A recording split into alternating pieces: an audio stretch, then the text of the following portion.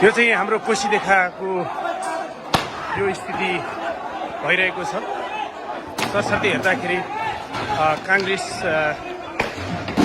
को केही व्यक्तित्वहरू चाहिँ यसरी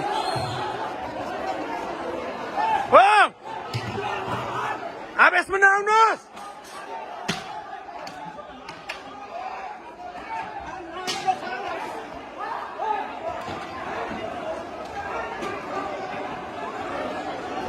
एकदमै आवेशपूर्ण भएको छ निर्वाचन, एकदमै खलबलिएको छ।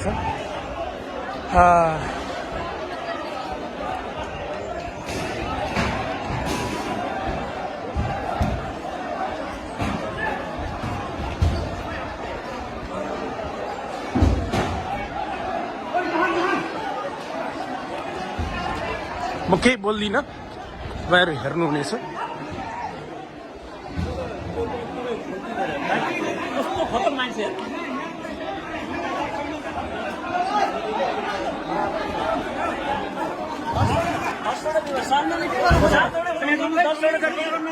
एमालेको नेता देवमोजी निर्वाचित पार्टीले भाग्यो भाग्यो ओइ भाग्यो ओ नसिकबाट छोरा यहाँ ल्या भाग्यो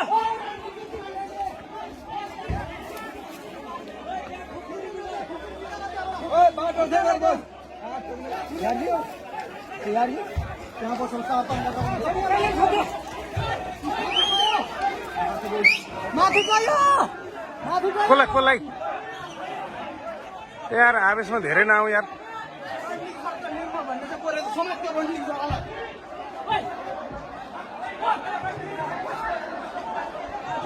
मतदान लगभग क्यान्सल भइसकेको जस्तो भइरहेको छ।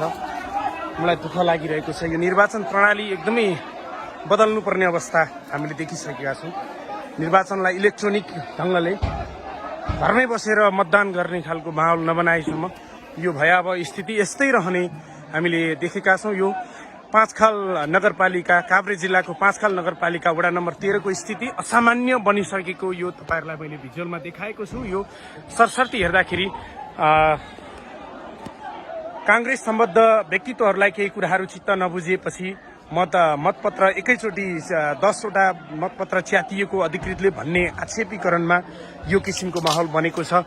म यो दुःखदायी घटनाक्रमलाई यहाँहरू समक्ष सम्प्रेषित गरिरहेको छु। मलाई दुःख लागिरहेको छ, खेद व्यक्त छ। म जन्मेको एउटा भूमि, म जन्मेको एउटा जन्मथलो जहाँ निर्वाचन प्रणाली चलिरहेको थियो। झन्डै 1700 को हाराहारीको मत खस्नुपर्ने 1300 को आकलन गरिएको थियो र यो माहौल एकदमै आक्रान्त देखिएको छ। श्रीराम माध्यमिक विद्यालय जुन मेरो आफ्नो चाहिँ भूमिमा, आफ्नो जन्मभूमि अनि आफ्नो मेरो आफ्नै विद्यालयमा भइरहेको थियो यो मतदान र यस क्रममा कांग्रेस सम्बद्ध व्यक्तित्वहरू आवेशमा आइसकेपछि यो माहौल बनेको छ र निर्वाचन अधिकृतले एकैचोटि 10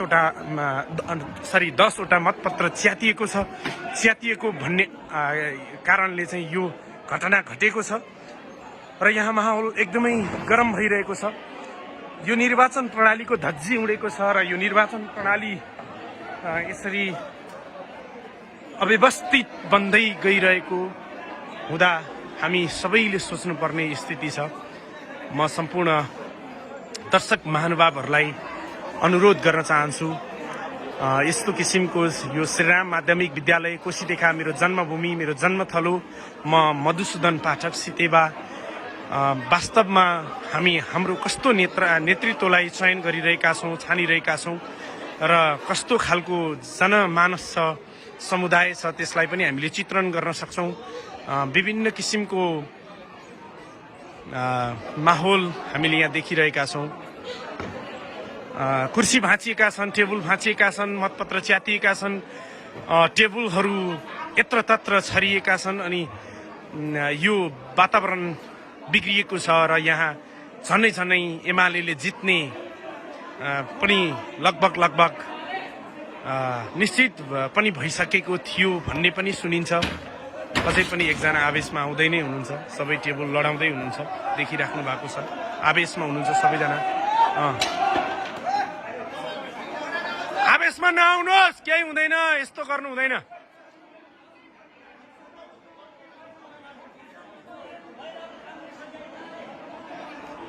अब यहाँ टाउको फुट्न सक्ने सम्भाव्यता छ।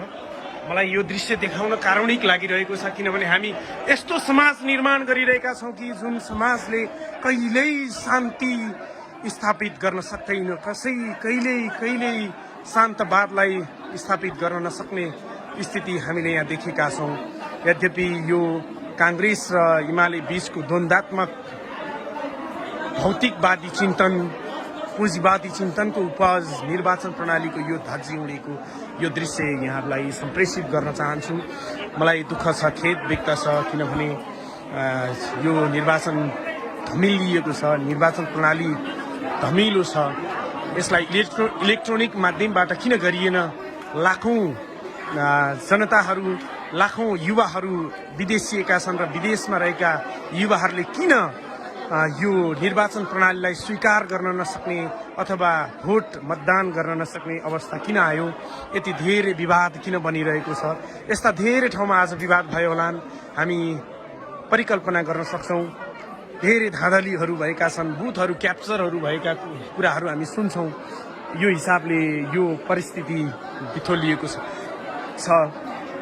न यहाँ प्रहरीले नै केही साम्य गर्न सकेको छ, न यहाँ कुनै राज्यको संयन्त्रले केही सहयोग गर्न सकेको छ। यहाँको आवेगपूर्ण यहाँको जनताहरू यहाँको यो निर्वाचन प्रणालीप्रति आक्रोश व्यक्त गरिरहेका छन् र यो व्यक्तित्व कस्तो व्यक्तित्व हो, जहाँ कस्तो नेतृत्व चयन हुनेछ र कस्तो नेतृत्वले कस्तो काम गर्नेछ र कस्तो विकास गर्नेछ, अनि यो कोसीदेखाको विकास कसरी सम्भव छ? मलाई दुःख लागिरहेको छ। म यहाँ जन्मेँ, म यहाँ हुर्केँ, म यही स्कुलमा पढेँ, तर म फेरि आफ्नो विभिन्न कार्य क्रियाशीलतामा काठमाडौँ जिल्लामा बसेँ र म यहाँ मतदानका लागि आएको थिएँ। म मतदान गर्ने क्रममै थिएँ, तर यो व्यवस्था, यो अवस्था देखेर मलाई साह्रै दुःख लागेको छ। म मतदान गर्ने अवस्थामा छैन।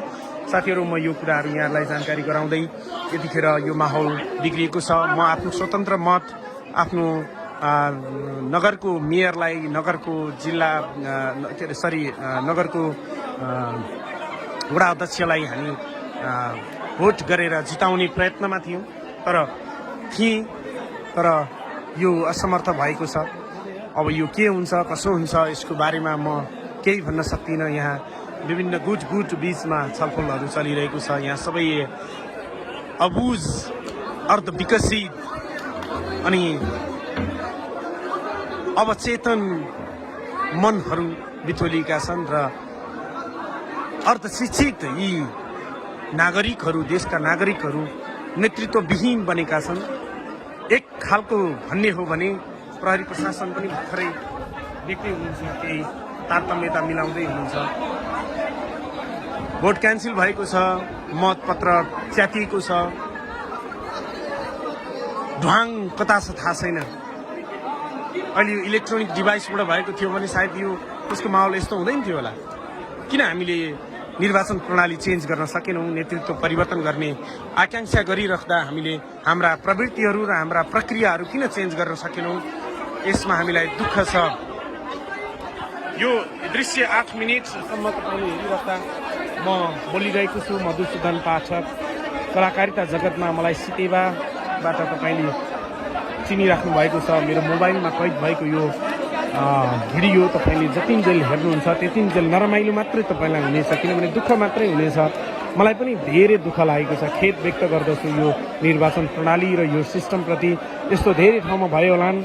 मलाई यो निर्वाचन प्रणाली परिवर्तन भइदिए र यो नेतृत्व परिवर्तन गर्ने सिस्टम नै चेन्ज भइदिए जस्तो लाग्छ। तपाईँलाई कस्तो लाग्छ? प्रतिक्रिया दिन पनि आग्रह गर्न चाहन्छु। अरू बाँकी दृश्यहरू म पछि तपाईँलाई सम्प्रेषित गर्नेछु। अहिलेलाई म यति भने, म एउटा स्वतन्त्र नागरिक जसले धेरै कुरा बोल्न सक्दैन, जसले धेरै कुरा जानकारी गराउन पनि सक्दैन, एकदमै आक्रान्त। म भोट हाल्नका लागि आफ्नो सबै कामहरू छोडेर काठमाडौँबाट यहाँसम्म आएको थिएँ। लगभग 2 घन्टाको बाटो, 65 किलोमिटरको दूरीमा रहेको यो कोसीरेखा गाविस थियो र अहिले नगरपालिका भएको छ। 13 नम्बर वडा रहेको छ यो पाँचखाल नगरपालिका। यो विभस्त आज बिजोग स्थितिमा छ। यहाँको दृश्य तपाईँलाई सम्प्रेषित गर्नु मेरो लागि एकदमै दुःखद कुरा हो। मेरो आफ्नो भूमिमा यति धेरै जनताहरू छन्, 1700 भन्दा बढी भोटरहरू भएको ठाउँमा नेतृत्व चयनको यो बिन्दु टुङ्गिएको छ। म यहाँ केही कुराकानी बताउन चाहन्न, माहौल एकदम बिग्रिएको छ। यति हो कि यो निर्वाचनको प्रणाली हामीले कस्तो चयन गरिरहेका छौँ, कस्तो प्रक्रियाबाट निर्वाचन गरिरहेका छौँ, यस्तो धाँधलीपूर्ण निर्वाचन किन गर्नुपर्ने जनतालाई हामीले सुसूचित गर्नु छ। जय नागरिक, जय देश, धन्यवाद।